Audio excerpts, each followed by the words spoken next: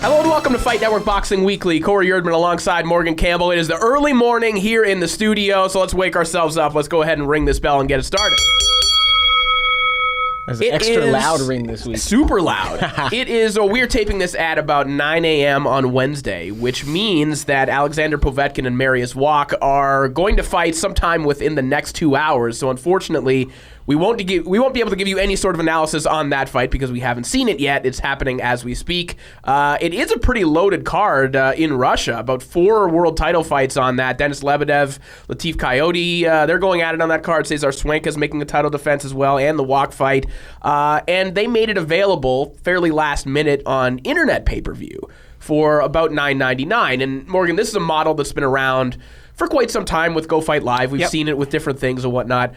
But we haven't seen significant fights really put on internet pay-per-view too much. I know a couple top-ranked cards, a couple Mayweather pay-per-views were sort of made available, but for the full price of $60. Right. I wonder if something like this, given the state of the pay-per-view industry with boxing right now, and given the lack of superstars that could drive super profitable pay-per-views, if something like this wouldn't be a bad model for domestic fights. Well, that's the thing, right? Is these different verticals. This is the way like social media is heading. Everything is vertical. Everything is specialized. So there's no reason why boxing can't fit into that. In the same way, we referenced Flow Track last week, and you can watch every type of track meet or cross-country meet live if you subscribe to them. What it's going to come down to is the quality of the stream, because these events that you put on internet pay-per-view probably pop up on a stream someplace too. Now, is your stream of high enough quality that it's worth it to me to spend the $5, $10, as opposed to clicking these ads closed all the time? Because someone's paying for it either way. Right. Whether it's these 8 trillion pop-up advertisers or it's still it's dependent upon your bandwidth, right? You can the quality could be fantastic, but if you have a crappy router and you're in an apartment with cement walls and you're trying to watch it in your bedroom, it's not going to work. Well, exactly. And, when the NFL tried this too with the game they were streaming from London. On Yahoo, yeah. Yes, and people were saying, well, the stream's not that great. So, and that was free. But if you're going to charge people for a stream, well, then damn it, it needs to work very well.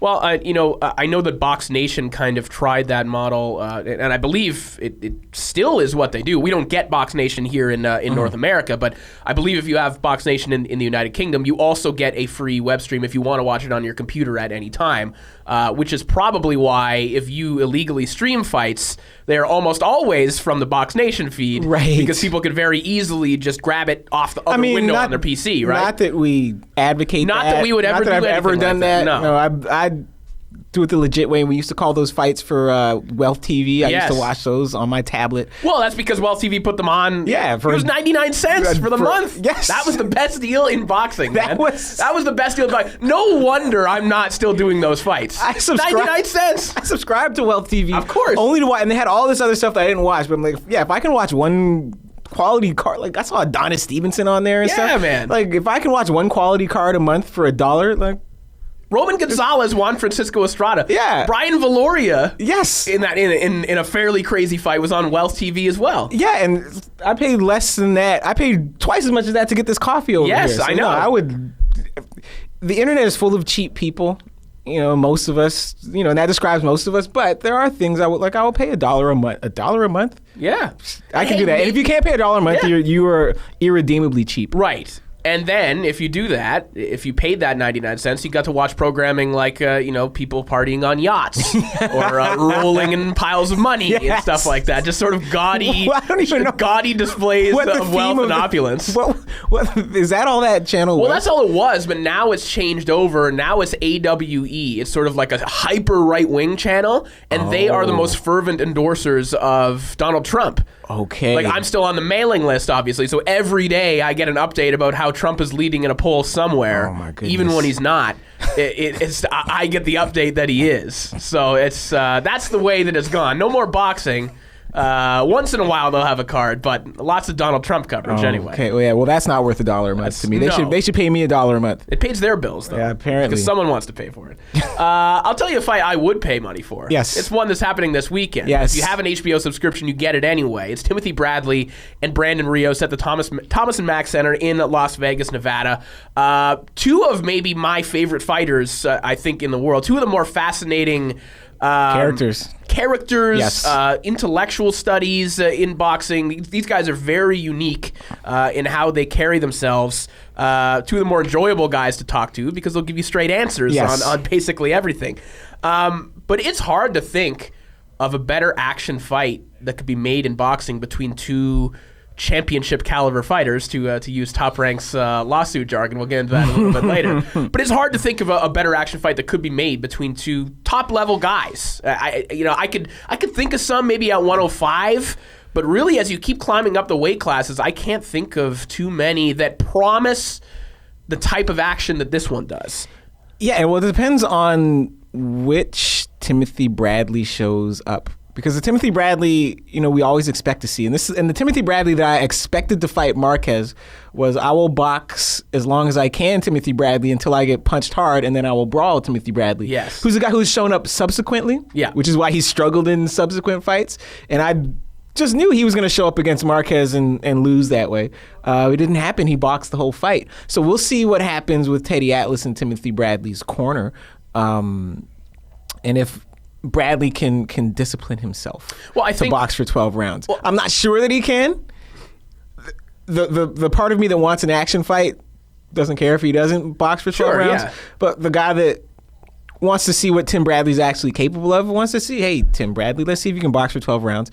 If he boxes for 12 rounds, he should be able to beat Brandon Rios. Yes, he should, yeah. But we don't know if that guy's going to show up. See, I think, that moment is going to come when he gets hit hard against Brandon Rios. It's going to happen eventually, you would think, unless he's super careful. Tim Bradley's defense is less than airtight. Right, and, you saw even against Jesse Vargas, he did exactly what you were talking about. He was going to box, and it just so happened that he didn't get hit hard until about 15 seconds left in the fight. Yes. And then everything becomes exciting again with Timothy Bradley. And that is also, Bradley's exciting in that way as well because of that vulnerability. Yes. It's not even whether it's a barn burner in the true sense like we saw him against Ruslan Provodnikov. No. But just that knowing the fact that everything could go down the drain at any moment. Yes. Is what makes it entertaining. And that's what boxing can be exciting in different ways. Yeah, well, because Tim Bradley's chin, he's fascinating because, and I've talked about this before, but like in a sport, in a weight class full of little people, he still manages to have a short man complex, which is amazing because all these guys are like my height. They're like this tall. And yet Bradley still has that massive chip on his shoulder, but doesn't have the chin to fight the way he likes to fight. And he doesn't have the firepower to fight the way he likes to fight, but he does it anyway. He's just so stubborn. And again, it is difficult to get him to say, for 12 straight rounds, say, Tim, don't brawl. Tim, don't brawl. You would see Diaz cursing him out in the corner. What are you effing doing? Yes. Just box the guy. But listen, when Tim Bradley gets it in his head that he's going to brawl, he still hears his dad. Yes. He still hears his dad. Yes. He was calling him a pussy in the corner. Right. His whole life throwing rocks at him in the desert and whatnot. That clearly is still the voice that he hears all day long when he's training. That is clearly what drives him to do things like running 23 miles and then going straight to the boxing gym. That comes from somewhere. That's one of the great from Ray Bradley. That's one of the great stories. I don't know how tall that tail is, but knowing Tim Bradley, the tail might not be that tall. 3 different people were on that episode saying, yeah, that's what happened. His dad, Timothy Bradley, and Joel Diaz, who clearly was not happy about it. No. Clearly was 23 mile, and it was the day before the fight? In Nevada, in like Death Valley. he basically ran the first leg of the Badwater Ultra Marathon and then went to the gym. It's madness. That is absolute madness. But the other thing that's fascinating about this fight is that you have two fighters who, if we're being honest, are in decline. I think Rios has been in a decline longer than Bradley has, but the difference though is that Rios, even at his best, was never a super sharp fighter. He's just very determined, and he, like Bradley, he's not overly powerful, just determined. So I don't know which of these wins out, but Rios's chin is much more sturdy than Bradley's, but I don't think that's gonna be an issue because Bradley's not a super powerful puncher. Yeah. But what we don't know again is the extent to which Bradley is just going to let a brawl unfold. Because if he boxes Rios, long night for Rios. Yep. But that might not happen.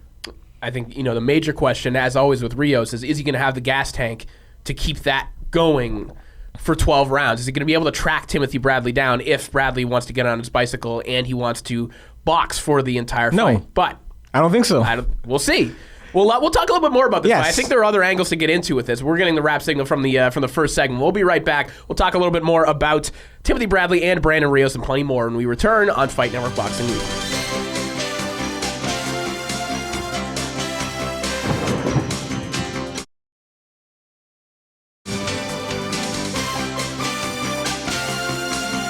Welcome back to Fight Network Boxing Weekly. Corey Erdman and Morgan Campbell here with you, breaking down Timothy Bradley and Brandon Rios, which will be coming at you from the Thomas & Mack Center in Las Vegas, Nevada, live on HBO this Saturday. Morgan, we were talking about the fight before the break, and you mentioned how the main quality of Brandon Rios throughout his career has been the fact that he's particularly determined. He has a great chin. He keeps coming.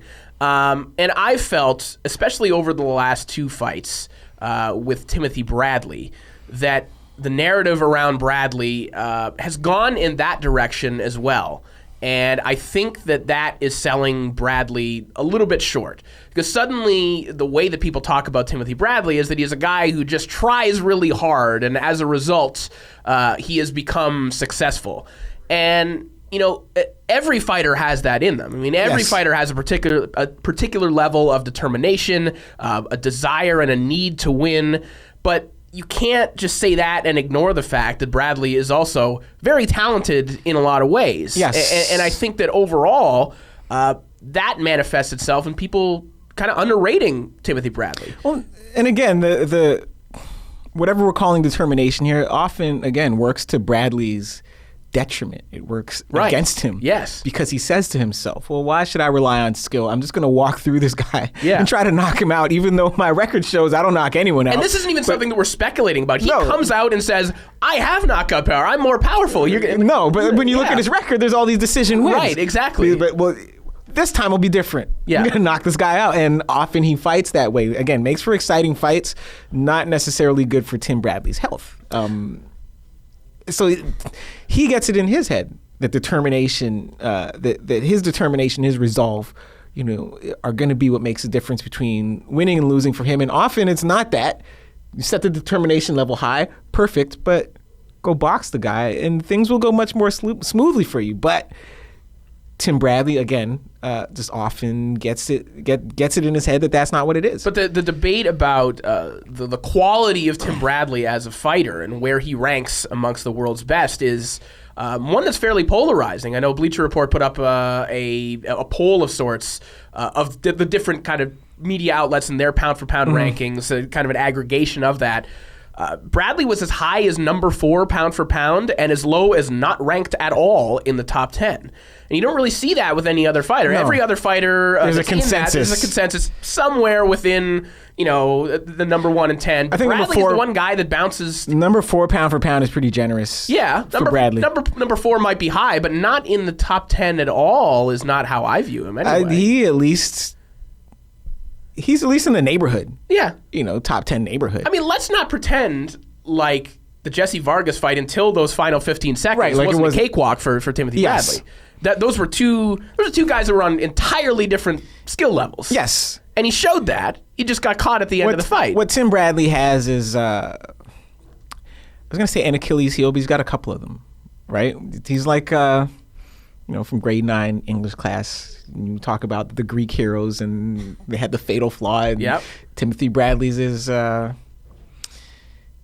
not hubris, per se, but it is that stubbornness. Again, that compels him to brawl when he shouldn't, and it exposes his 2 other flaws, which are the chin and the lack of punching power. But what's funny though is that they've never actually been fatal for him. The only time it actually you're right. was against the second time against Manny Pacquiao. Yes, when he had the most insane game plan I've ever seen. He was handily winning that first round. Yes, and you and I are watching this like, yeah, he's got it.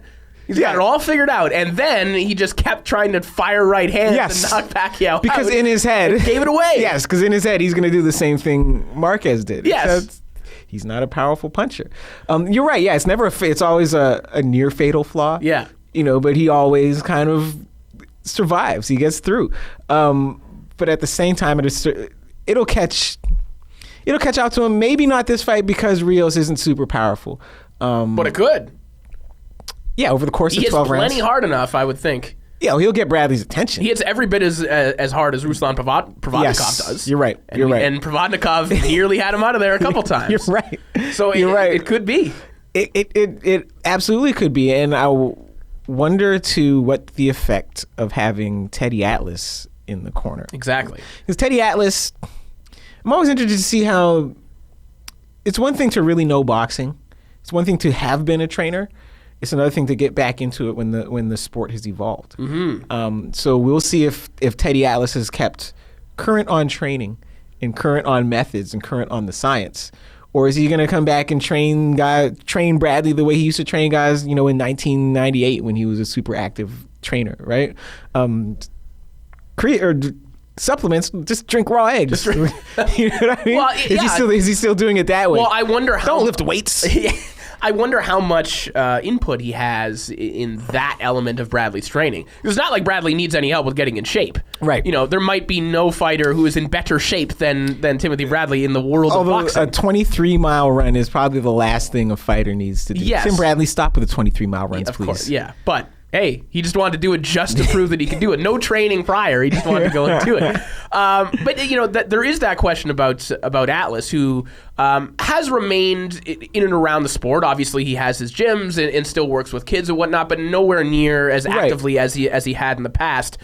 You do wonder what kind of impact he has on Bradley, because Atlas primarily, I think, thinks of himself as as more of a mental guide and a very strict technical trainer than anything else, than any kind of a drill sergeant. And is he going to be the one that is able to get through to Timothy Bradley and absolutely not let him stray from what he does best? Well, if Timothy Bradley strays, what I'm going to need is HBO's cameras on his corner, because we might get all-time classic ring corner poetry and grandstanding from Teddy Atlas. Because if Joel Diaz was losing his mind at Timothy Bradley, just imagine what Teddy Atlas has. And, there's only been a couple of clips of Atlas training Bradley surfacing on the internet so far. Right. And they've already been pretty amusing. I haven't seen any of them yet. There have been a couple of just working mitts, just very basic stuff. And Teddy will stop you every step of the way to correct every little thing that you do. Which isn't necessarily a good thing for a guy at Bradley's level. Yeah, I don't know. You don't want to, and this isn't any sport. Yes, people have a way of doing things. And what you don't want to do, especially going into a big competition, is create doubt in the person's mind about the way they're doing something. Yeah. So either you iron it out early, or you kind of accept that there are things you can change and smooth out, and then other things you're not going to be able to change. So just minimize the damage that they'll be able to do. Well, one thing I have liked about Atlas this time around, the one thing that fighters hated about Atlas in the past is that he'd be very open about their flaws to the media. He almost wouldn't talk his fighter up. He would to a certain degree, but would sort of tell people, like, Michael Moore is very soft mentally. Like, he would tell people this. The Lou Holtz approach. Right, yes. But he hasn't said that. He has been overly complimentary of Timothy Bradley. So maybe he's learned. But we can't ignore the fact that every fighter that Teddy Atlas has ever worked with, he has either left them or they have left him. Yes, and there's no way around that. And I know there isn't. But although divorces happen so frequently in boxing, especially like guys get late in their career and they start coach hopping, but not on the insane, the the ways that has happened with Teddy Atlas, pulling a gun on someone. Yes. Simon Brown getting rid of you after 3 days. Tyrone Trice getting rid of you. That's also what happens when you get a guy who's used to working with young people who now has to work with grown men. Yes. Right? And you're used to working with people that have never done this before or done it very little. And you have to drill them. And you have to treat them like kids because they're kids. And then when you get an adult who's used to doing things a certain way, not the way you did it, and you start nagging him and riding him, you can ride a 14-year-old in ways that will never go over with a guy that's 27, especially if he's been a champion before. And so it's the same reason college football and basketball coaches often don't succeed in the NFL, because you can't scream at grown men, and you can't and the difference too is that like a 14, 15-year-old kid, his or her parents are paying the membership fee at the club. But for a grown fighter, a professional fighter, they literally are your boss. Yeah. They're paying your bills. You get your 10% of what I make. So yes, I'm here. You're here. I brought you in for your expertise, but let's not forget who's paying whose bills here. Exactly. Well, and we're getting the rap signal on this segment as well, but that is a very apt assessment, I think, of Teddy Atlas, because when it's all said and done, I think it is Teddy's work with kids that will be his true legacy. Yes. When you look back, he may only have, the one heavyweight champion with Michael Moore and Alexander Povetkin, which he did win afterwards. It's so rare for a trainer to be able to work as effectively with kids as they do with teenagers as they do with professionals. And honestly, I think that's what he takes his most pride in, too. There's a reason that he hasn't gone back to training pro fighters, and I think it's because he's focused on this. And his ties in the community in New York, I have an Atlas Cops and Kids jacket because one of my friends is a trainer there. And if you wear that walking around New York, you'll get stopped all the time because Teddy is very much connected to all of the people there for what he does there. So you might have these pro fighters who hate his guts, might have guys who he's pulled a gun on. Yes. But Teddy will always be appreciated for what he has done with those kids. So I do want to make that What's a little gun pulling between friends? It happens sometimes. When we come back, we'll talk about a guy who really likes guns. His name is Marcos Maidana, and he might just do that for a living now because it sounds like he might never step foot in a boxing ring again. We'll talk about that when we come back on Fight Network Boxing Weekly.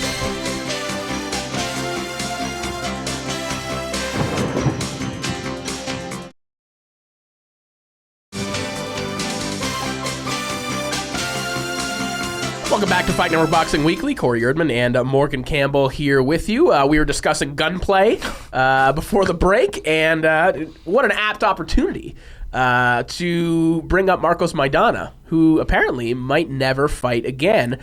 His manager has kind of floated this out there. They have no plans for a return right now. Steve Kim spoke to Robert Garcia, who was Maidana's most recent trainer anyway. And, he had some interesting things to say. He basically said, he said he never had a love for the sport.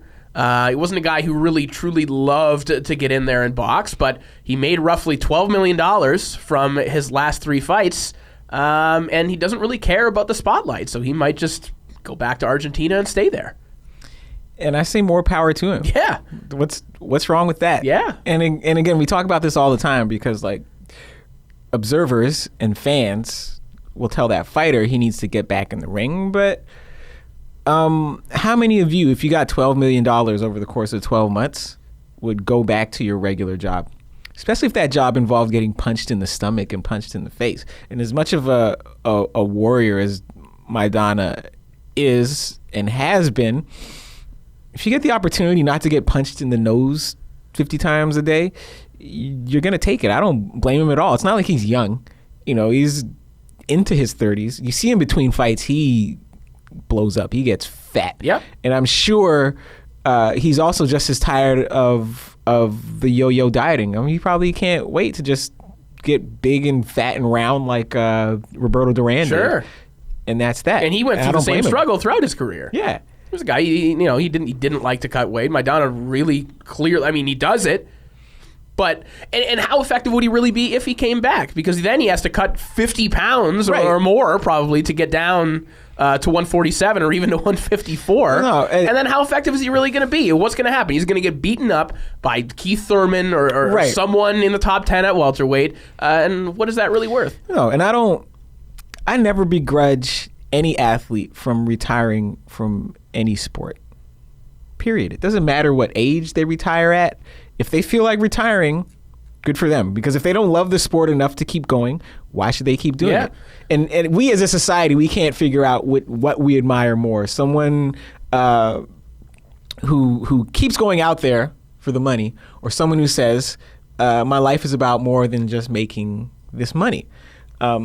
Because when you stick around for the money, we say, why are you doing this? Why are you hurting yourself just for the money? Yeah. And when someone retires, especially if they retire young, what's your problem? Do you realize how much more money you can make? Do you not appreciate this? Yeah, right. Right. So and Maidana's not young, as we just pointed out. So he's probably much happier. What's he doing? I don't know, did he open like a cattle farm in Venezuela or Argentina or something? Probably. Or he can devote more time to shooting things. One of the most ridiculous scenes from any of these pre-fight documentary series. The most ridiculous one has to be the one of Marcos Maidana in the Argentine countryside saying he's hunting, and he's just like shoot with a pistol. Yeah. Not even like a target pistol, like a 45. Just shooting out the window of his car at whatever. This is not how. Listen, Marcos Maidana, I'm not from the country. I grew up in the city, in the suburbs, but I know that's not how people hunt. No, we've all played big buck hunter. Exactly. That's not how it goes down. The gun that you keep in your pants. Right. Oh my! Is that an elk? Let me get my gun. No, the gun that you keep in your pants adjacent to the tattoo of a gun going into your pants, right? As well. That's just how he knows where to keep it. Exactly. The outline is. It's like a there. holster, but it's not mandatory there. So but you don't need it. Hey. Listen, when you do something that is as dangerous as you could possibly imagine, and you get out of it reasonably unscathed and with a whole bunch of money, you've earned the right to walk away. Right. It's not a direct comparison. You think about the people who enlist in the armed services, in the armed forces, so they can get an education. They put themselves at risk to get that for that, and granted they want to represent their country and whatnot, but there's something in it for them too. There's an education. There's a guaranteed amount of money that they can send back home. When they're done, they don't. No one begrudges them for not going right back to war. Yes, exactly. They've done what they need. Go to jump do. out of another airplane. What's wrong with you? Are you a wimp? Maidana has what he set out to get, probably more than he ever imagined he could get. A guy with no amateur experience, right? Came in with basically no manager. This crude brawler gives Floyd Mayweather all he can possibly handle in one fight and makes $12 million. He doesn't need to. And then gets the rematch. He's the rare fighter that gets to go to the cash register twice and have people convinced that maybe he can win. Right. He did a lot. He did more against Floyd than maybe anyone else other than Jose Luis Castillo. Or your man, Emmanuel Augustus, of course, yeah. Who, as Floyd Mayweather Sr. said, made the pretty boy bleed profusely. And if I'm Garcia, I don't begrudge him that either, because he made Garcia richer than Garcia thought he was going to be. Yep. 10% of $12 million? Yeah, I'll take that. He's got a bigger gym now. He's got a lot of things. He's got a great roster of fighters. He has Chito to thank for that too. But for you guys that tell people that they shouldn't retire, just stop. Just stop. Because which of you are signing up to work till you're 90? You're not. You want to. Everyone wants to retire someday, and if your job is way harder, their job is 50 times harder than yours, 100 times harder than yours. If they want to retire 50 years sooner, let them. Absolutely. Period. Well, on the other side of the break, we'll mention quickly Antonio Margarito possibly coming back as well. We'll touch on guys that maybe aren't walking away when they should. And we have some lawsuits. We got some lawsuit talk to talk about. And Amir Khan, who might have blew it for himself once again on the big fight front. Plenty to talk about when we come back on Fight Network Boxing Weekly.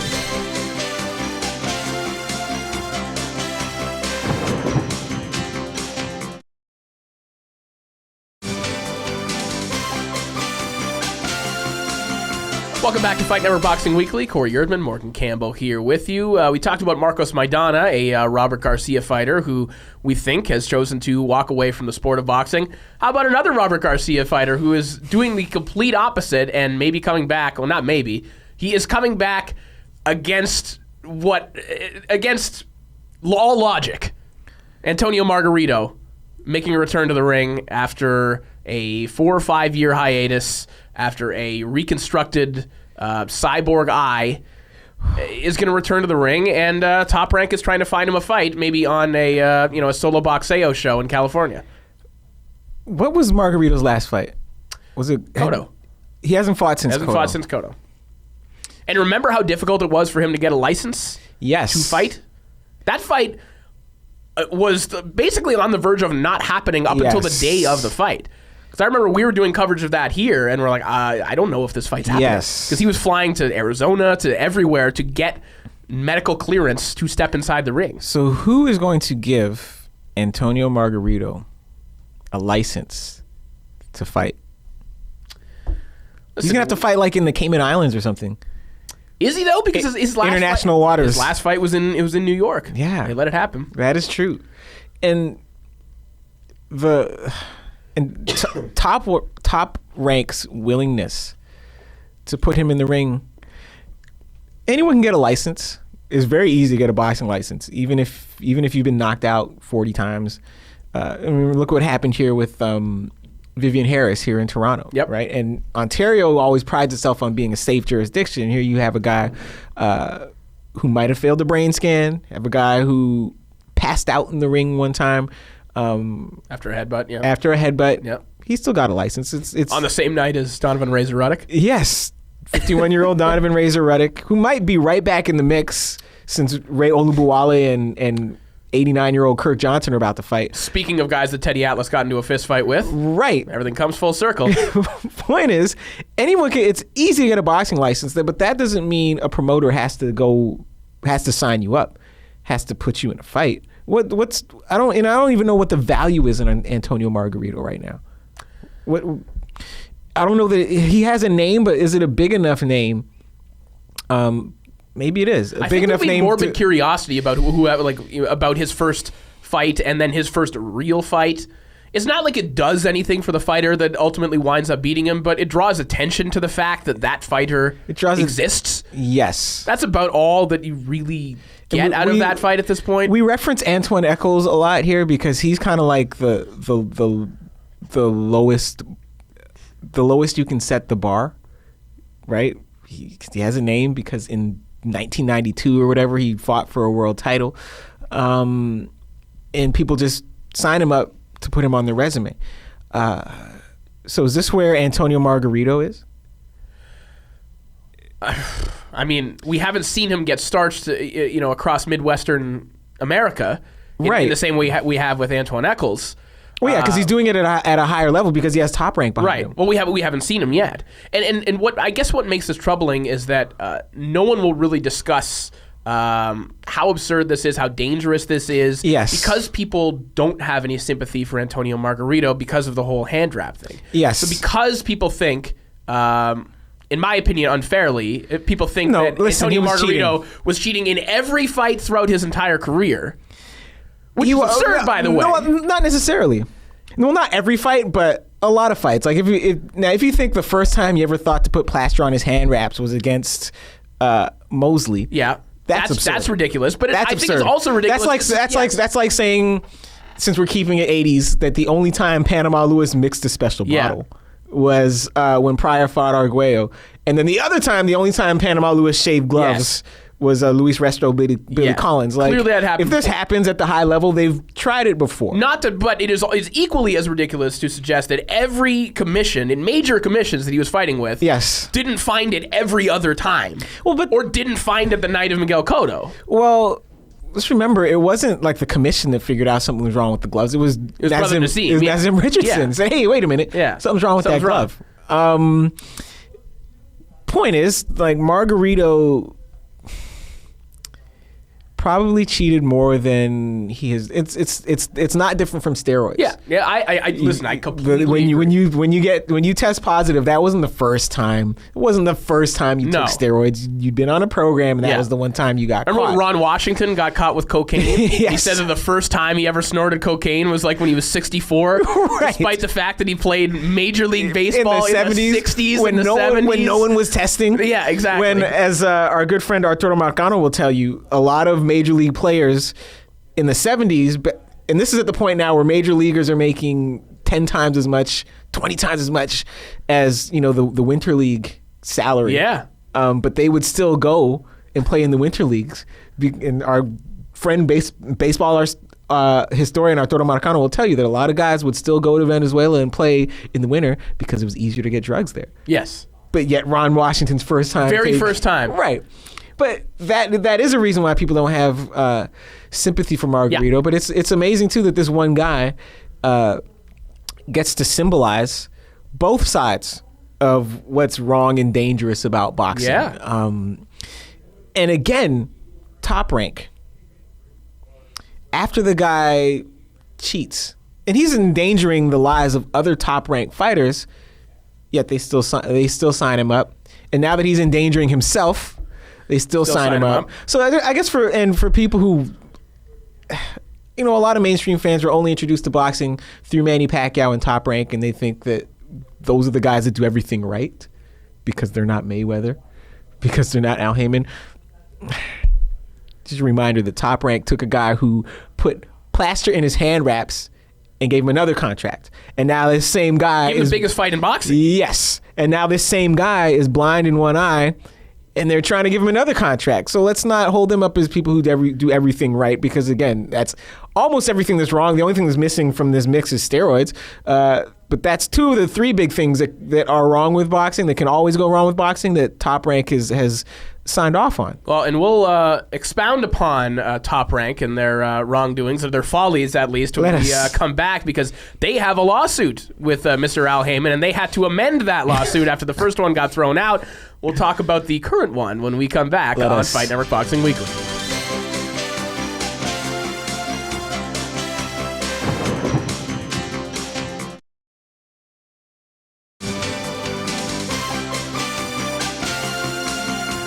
Welcome back to Fight Network Boxing Weekly. Corey Erdman and Morgan Campbell here with you. We wanted to touch on this Top Rank lawsuit with Al Heyman here. And, of course, I'm going to have to tread somewhat lightly on this one. But I think that there are things that we can honestly discuss on this one. I can be honest. Uncle Al doesn't pay me. Hey, listen, nonetheless, we can discuss this fairly openly, I think. But Top Rank, as most of you know, along with Golden Boy, but Top Rank taking the lead on this, has a lawsuit filed against Al Heyman. Now, the first one that they submitted was thrown out rather quickly. Basically, the judge said there isn't sufficient evidence of these things right off the hop. You better amend this and come back. So they have. And they have issued a new complaint as of October 30th, some of the details of which have been made public. And we'll just go through some of the things that Top Rank is alleging here in their lawsuit. Number one, that they had attempted to sign a number of fighters who are under Heyman contract right now. So they've mentioned guys like Deontay Wilder, Keith Thurman, Errol Spence, Lamont Peterson, and others. And they claim that they were blocked from signing with Top Rank because of their affiliation with Al Heyman. They also allege that the PBC series, and this is straight from the Boxing Scene story, is dominating the U.S. televised boxing market, citing a 3-to-1 balance of PBC fights on the air over the past 5 months as opposed to events outside of Heyman's influence. And then they say that Heyman is purchasing exclusive airtime through exclusive output deals with 4 major free TV networks. They list all the places that PBC airs right now. That is the crux of their lawsuit right now. And the fact that people have mentioned Heyman as a promoter and an advisor, and they pointed out examples of people citing him as both, which is against the Muhammad Ali Act. Where do you want to start with this? So basically,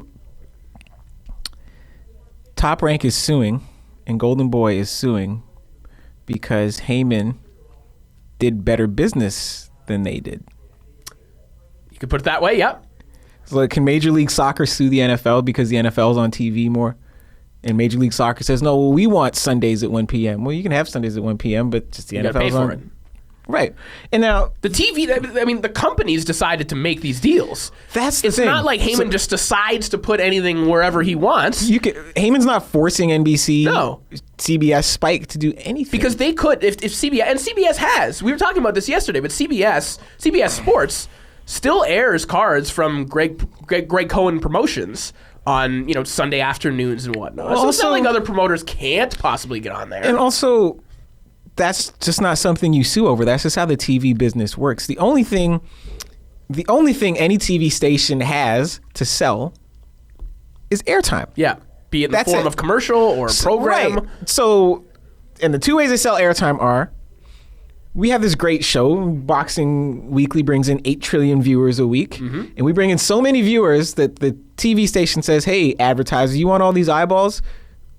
Put your commercials in between the breaks in this show and you'll get it. Or someone can go to the TV network directly and say, hey, here's $1 million, put us on the air. Yep. Like as we were discussing yesterday, how do people think all this poker got on the air? Right. You think there was this big So many groundswell poker of fans. of support and demand for poker? No, the poker companies, partypoker.net and all these guys were buying airtime. Yep. And if you go to the network and just say up front, here's a bunch of money, put us on, they'll do it. Yep. They'll put you on the air. So this is all any network is selling. Nothing is stopping Top Rank. Top Rank could have done this 5 years ago, 3 years ago. They could have done this before Heyman did. They just didn't. But this is what people do in TV. That's not illegal. That's not something you can sue over. Well, here at Fight Network, we have a deal with the UFC. Right. You know who can't buy time on Fight Network? Bellator. Right. You can't.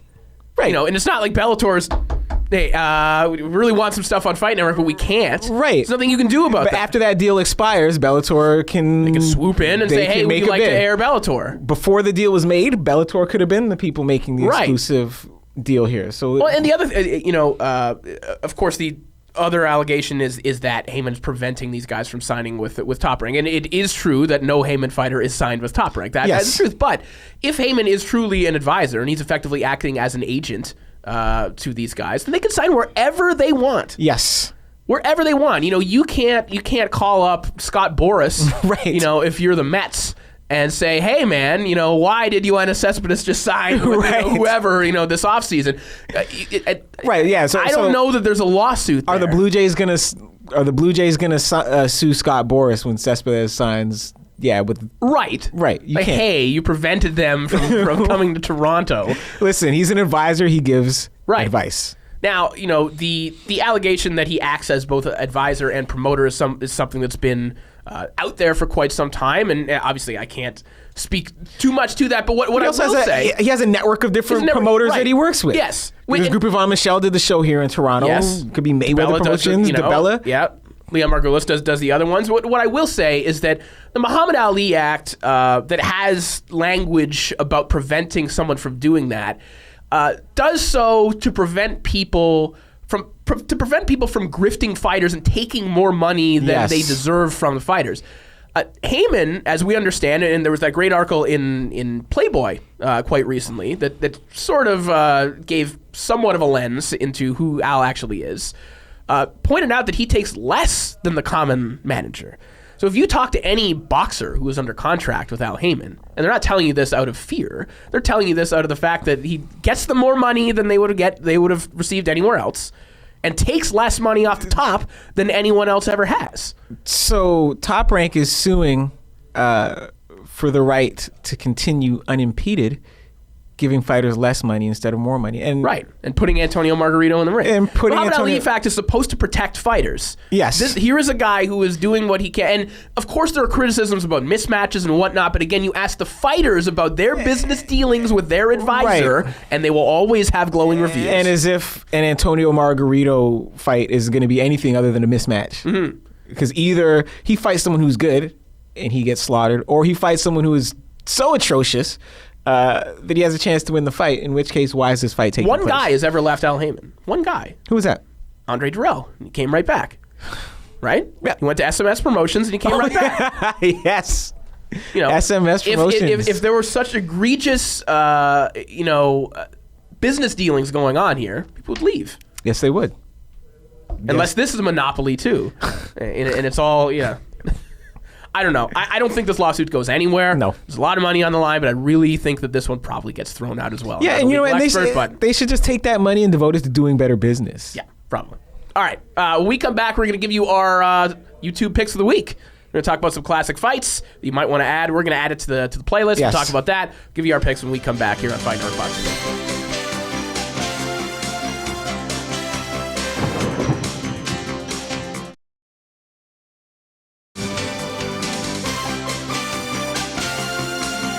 Welcome back to Fight Network Boxing Weekly. Corey Erdman and Morgan Campbell here with you. It is time to give you our YouTube picks of the week. So we have a playlist going on. Morgan has created it of all of our YouTube picks that we give you every single week. As you mentioned, when the blizzards start coming, for those of you up here in the Great White North, you're going to appreciate this. You'll have something to do for a long time. And you'll be entertained. So I'm going to go first. I'm going to weave everything that we've talked about in here today.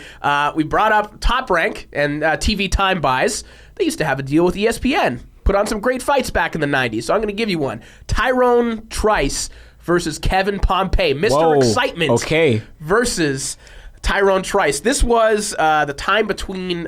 so Trice had the loss to Simon Brown. Then he had about 9 fights or something in France. Then he fought Kevin Pompey, and then he had the unneeded rematch against Simon Brown. But this was an absolutely extraordinary fight on Top Rank Boxing on ESPN. You definitely have to check this one out. It is 12 rounds of mayhem.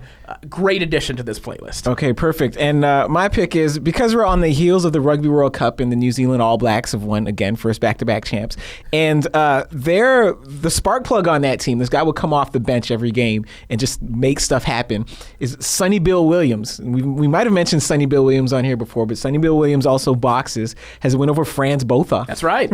Right. So he might... A disputed win over Franz Botha. Of course. He might still hold a regional championship. So, in honor of the All Blacks victory, and shout out to Sonny Bill Williams, we put a Kiwi in the YouTube Classic this week.